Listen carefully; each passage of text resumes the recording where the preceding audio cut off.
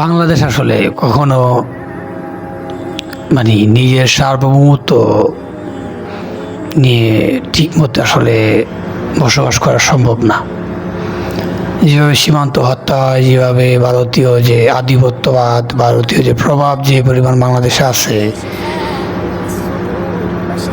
বাংলাদেশ যে চিরকাল সেটাকে বুক করে যেতে হবে, সেই কাটা গলার ভিতরে যে নিয়েই বাচ্চা সামনে আগায় যেতে হবে, এটা আসলে সবাই উপলব্ধি করতে পারছে।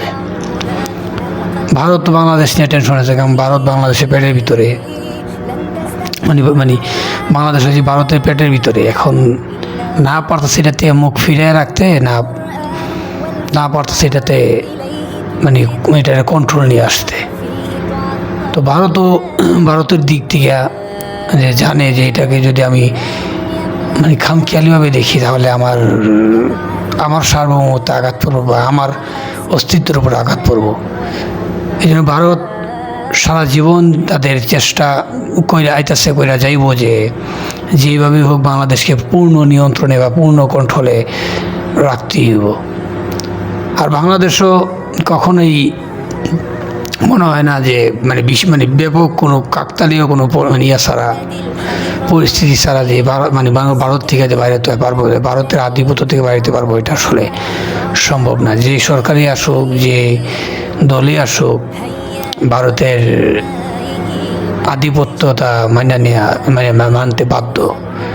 কারণ পরিবেশটা বা পরিস্থিতিটাই এরকম যে চাইলেও ভারতের থেকে মুখ ফিরে বা ভারতের সাথে দ্বন্দ্ব তৈরি হইলে আসলে বাংলাদেশের রাজনীতি করা সম্ভব না।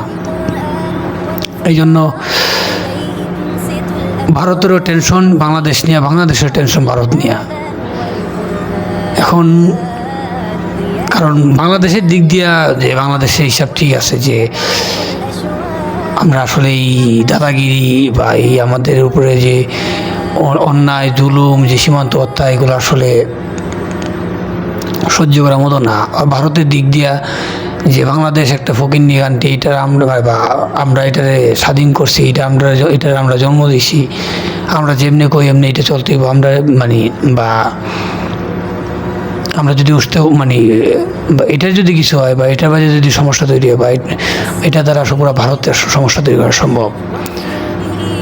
জানি না আসলে কপালে কি আছে দেশের মানুষের জন্য,